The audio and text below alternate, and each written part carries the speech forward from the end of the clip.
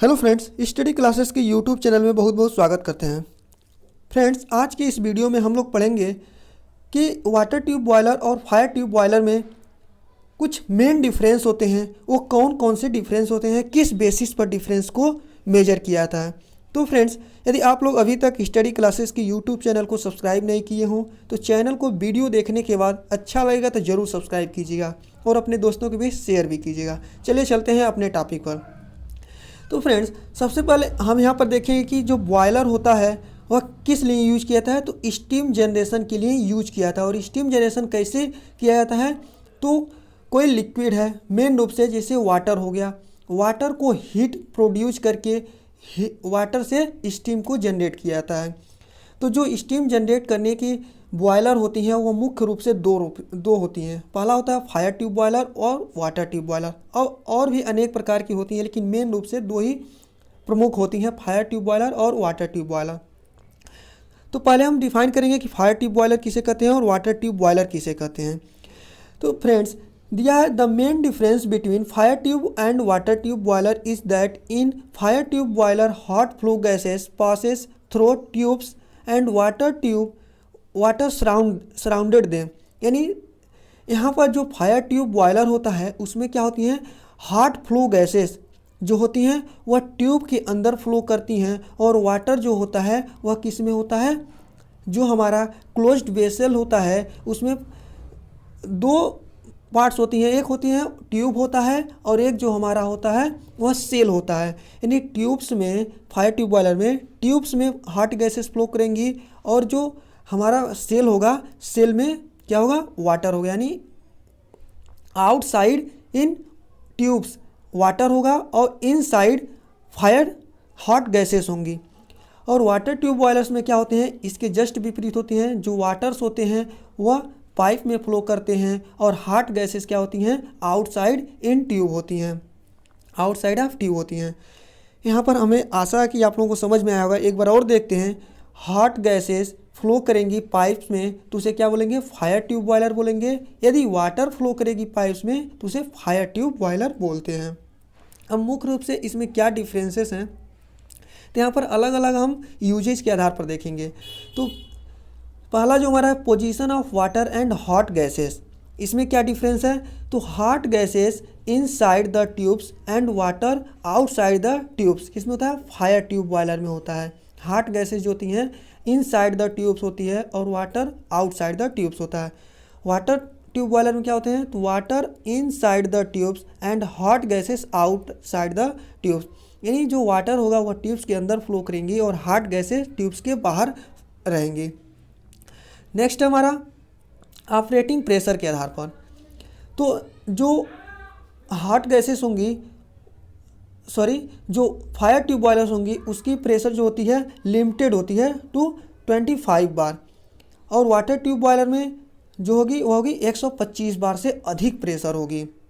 Rate of steam generation के आधार पर जो फायर ट्यूब बॉयलर्स होती हैं वो लो होती हैं, और वाटर ट्यूब बॉयलर्स की हाई होती है रेट ऑफ स्टीम जनरेशन।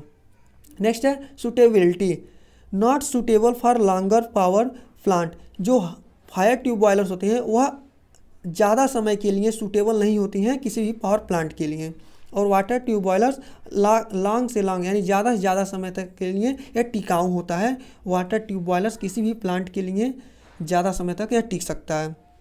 अगला हमारा है चांस ऑफ एक्सप्लोनेशन। जो चांस ऑफ एक्सप्लोनेशन है वह बहुत कम होता है। लो प्रेशर की वजह से फायर ट्यूब बॉयलर में बहुत कम होता है चांस ऑफ एक्सप्लोनेशन, और ज़्यादा होता है वाटर ट्यूब बॉयलर में चांस ऑफ एक्सप्लोनेशन, क्योंकि वहाँ पर प्रेशर ज़्यादा होता है। इस वजह से इस चांस ऑफ एक्सप्लोनेशन जो है, बर्बाद होने की जो चांसेस हैं वह ज़्यादा होती है वाटर ट्यूब बॉयलर में, क्योंकि इसका प्रेशर लो होता है। नेक्स्ट हमारा, यहाँ पर गलत लिखा है, लो नहीं होता है, ड्यू टू मोर प्रेशर यहाँ पर होगा, ड्यू टू हाई प्रेशर। जो चांस ऑफ एक्सप्लोनेशन है वह वाटर ट्यूब का ज़्यादा होगा और फायर ट्यूब बॉयलर का कम होगा। नेक्स्ट है फ्लोर स्पेस रिक्वायरमेंट। जो फायर ट्यूब बॉयलर्स होते हैं उसे ज़्यादा स्पेस की आवश्यकता होती है, और वाटर ट्यूब बॉयलर की कम आवश्यकता होती है। अगला है कॉस्ट। अब यहाँ पर कास्ट जो है मेन रूप से यह मेन डिफरेंस हो सकता है। कास्ट जो होगा फायर ट्यूब बॉयलर का कम होगा और वाटर ट्यूब बॉयलर का कास्ट ज़्यादा होगा। नेक्स्ट हमारा requirement of skill, required less skill for efficient and economic working, यानी कम स्किल का जो वर्कर होगा या ऑपरेटर होगा वो भी फायर ट्यूब बॉयलर को ऑपरेट कर सकता है, लेकिन वाटर ट्यूब बॉयलर को स्किल्ड वर्कर की आवश्यकता होती है, स्किल्ड ऑपरेटर की आवश्यकता होती है। नेक्स्ट हमारा यूजेज के आधार पर, तो यूजेज के आधार पर for producing process steam, uses क्या है, फायर ट्यूब बॉयलर को प्रोड्यूसिंग प्रोसेस ऑफ स्टीम के आधार पर यूज किया जाता है, और for producing steam for power generation के लिए वाटर ट्यूब बॉयलर को यूज किया जाता है, जिसे generation as well as process heating के द्वारा स्टीम को प्रोड्यूस करने के लिए किया जाता है वाटर ट्यूब बॉयलर्स का। अगला हमारा डिफरेंसेस जो है वो है scale deposition and over heating. There are no water tubes no the problem of scale deposition and less problem of over heating and bursting.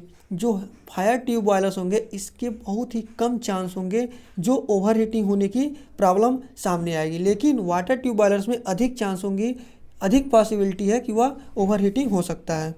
अगला हमारा एग्जाम्पल, यानी फायर ट्यूब बॉयलर्स के कौन कौन से बॉयलर आते हैं और वाटर ट्यूब बॉयलर्स में कौन कौन से बॉयलर मुख्य रूप से आते हैं। तो जो फायर ट्यूब बॉयलर्स होते हैं उसमें लंकाशायर बॉयलर आता है, कॉकरान बॉयलर आता है, और वाटर ट्यूब बॉयलर में बैबकॉक एंड विलकॉक्स बॉयलर जो होते हैं यह किस में आते हैं, वाटर ट्यूब बॉयलर्स में आते हैं।